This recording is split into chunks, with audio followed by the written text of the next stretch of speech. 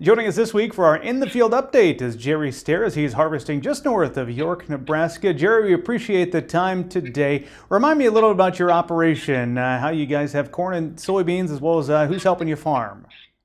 Yes, that's basically that's what we're down to anymore, is just a corn and soybean rotation.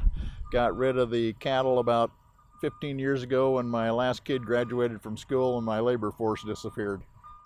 I like how that works, how you time that out, Jerry. Remind me where you're at, again, near York, Nebraska, your irrigation versus dryland situation. Basically, we're probably 85 to 90% irrigated, and the rest is dry land. Okay. If we go back to the springtime, had a chance to head out to your operation. Some of our viewers might remember that. And you told me that planting conditions, as we visited there in April, it was powder dry. You were hoping, though, that the old phrase, plant in the dust, bins will bust, would come true for you. Just walk me through the growing season in terms of moisture, how things fared.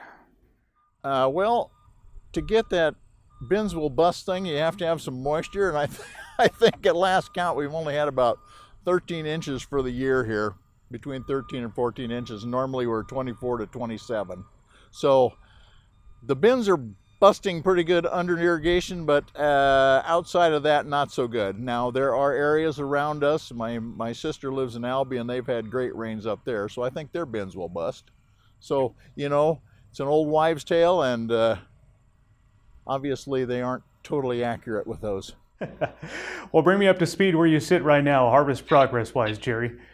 100% done with beans, and 95%, 96% done with corn. We have 50 acres left here, and we have to finish that up.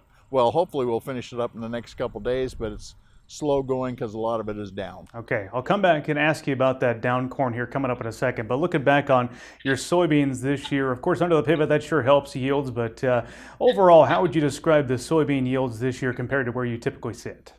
For me, they were a total disappointment. For what we did, the problem is we had all that heat late.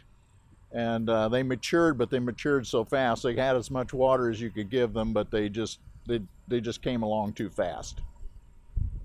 Now, back on the corn front, you mentioned down corn. When did that happen, Jerry, and how bad of a situation is it for you? Oh my gracious, you're asking hard questions. I can't hardly remember how to tie my shoes each morning.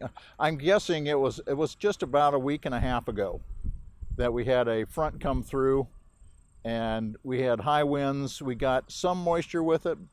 I know 60 or 70 hundredths of moisture, but the winds were the problem. And it's just like any kind of wind situation. There's places where it's good, sometimes it's bad. And the area that this field in had more wind, and it had bigger problem.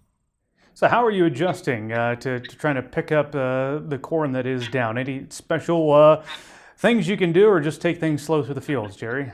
Well, basically we have rented a head that has spirals on the outside edge.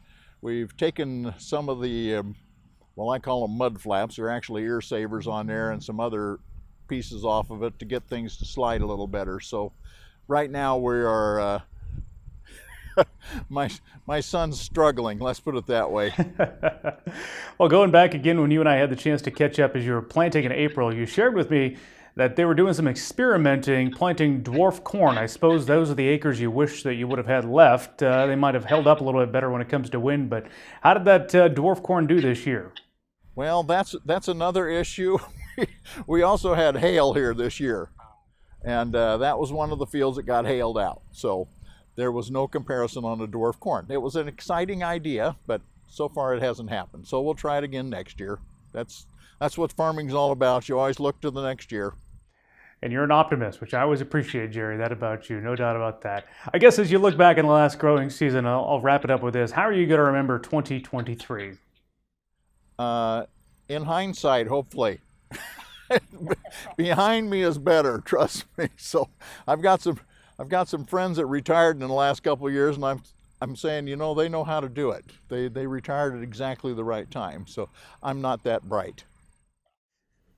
Well, Jerry, we appreciate you making time for us to swing by. You just got a few acres of corn left, and certainly want to wish you and your son a safe rest of the harvest season. Appreciate the time, Jerry. No problem. Thank you, Bryce.